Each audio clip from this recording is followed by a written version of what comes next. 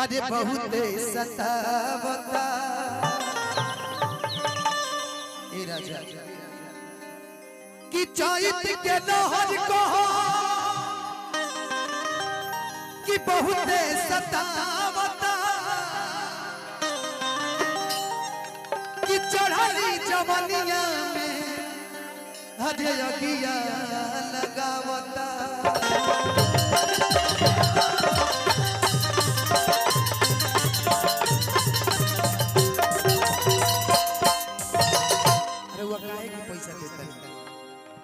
कि तू तो परदेसवा में हरे काटत रचनी कि बिगड़त मन जब धन जब चैत गावता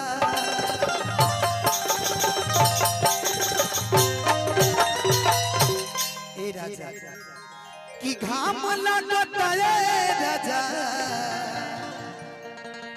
हरे घाम लागता कहता नहीं कि गो छाता ना ले लो कि घाम लागता दिया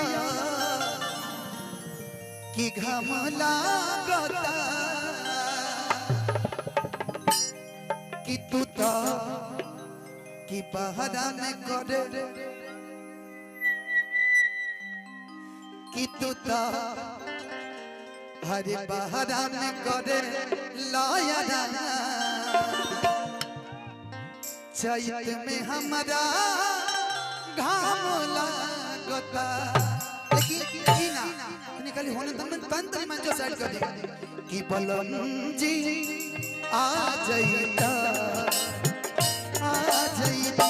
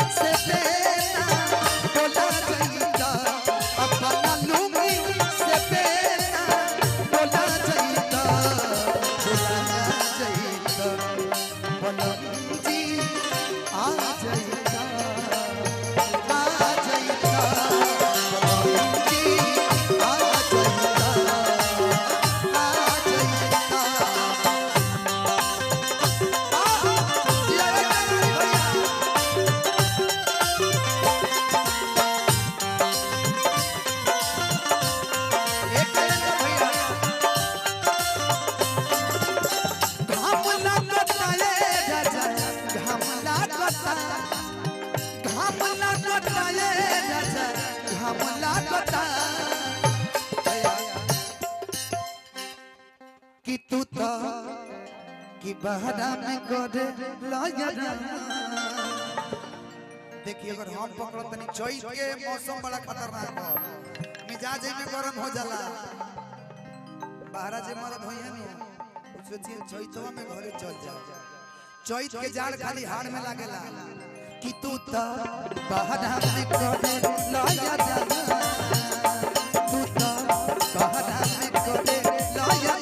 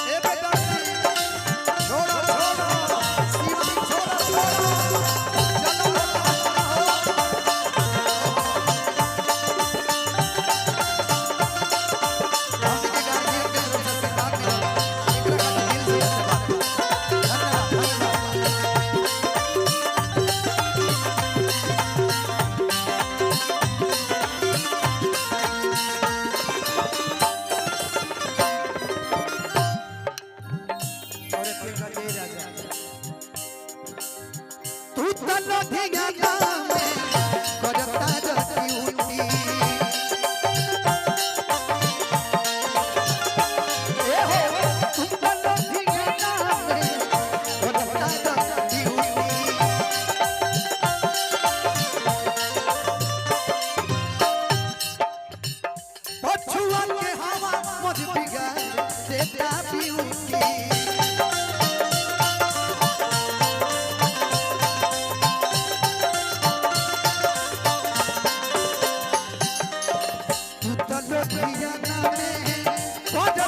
ब्यूटी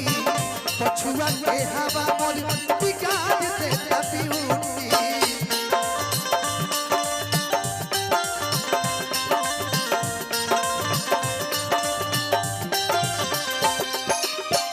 उतलो धियाना में करता ड्यूटी पछुआ के हवा मोर बिगाड़ देता ब्यूटी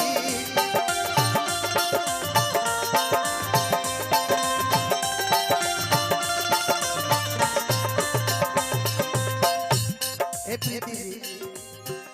ये रसीला भाई जो है ना ये बहुत प्यारा सेम अगर सुनिएगा तो लगेगा चंदन यादव जी का तू तलो धियाना में करता ड्यूटी पछुआ के हवा मोर बिगाड़ देता ब्यूटी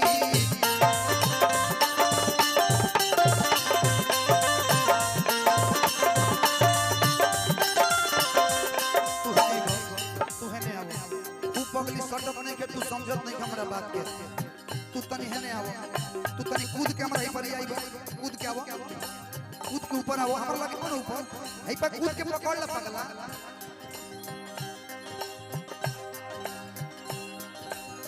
डाणवा फसाना नहीं मनिया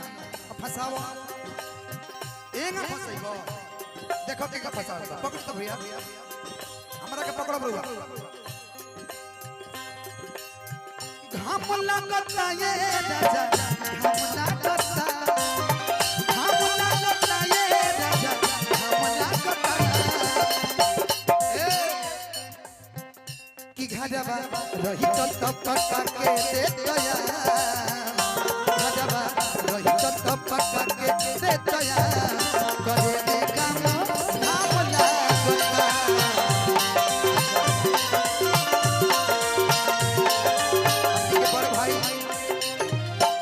राकेश भैया राकेश तिवारी भैया काहे के ना देता नहीं एक के बेर दे दी और हाथ ना दुखाई हमरो हाथ ना दुखाई कि बड़ा चोलिया में होता गुद गुदी राजा बड़ा चोलिया में होता गुद गुदी राजा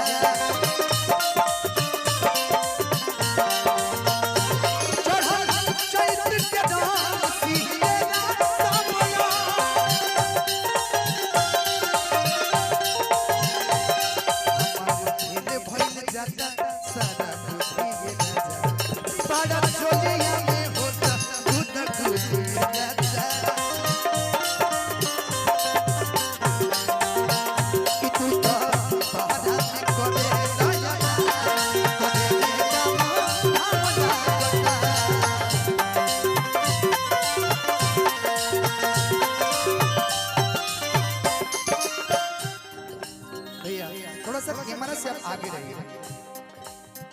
एक दिन काटे लग गई लुक हो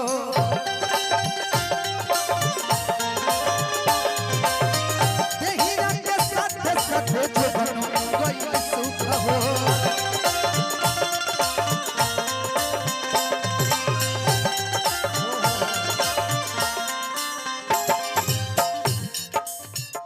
एक दिन काटे गई लाग गई सुख हो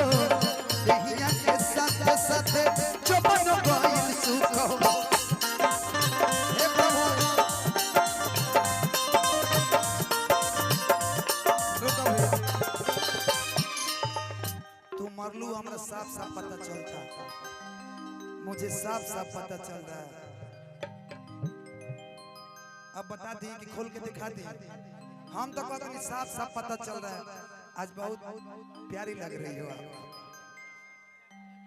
अच्छा जी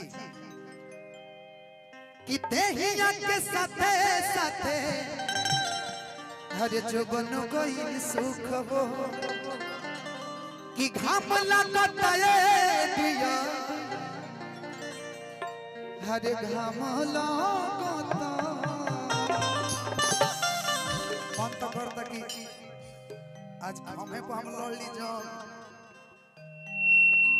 कि धनंजवा हरि करत नइखे कवनो घर के काम चलो तो करे में काम ढाबला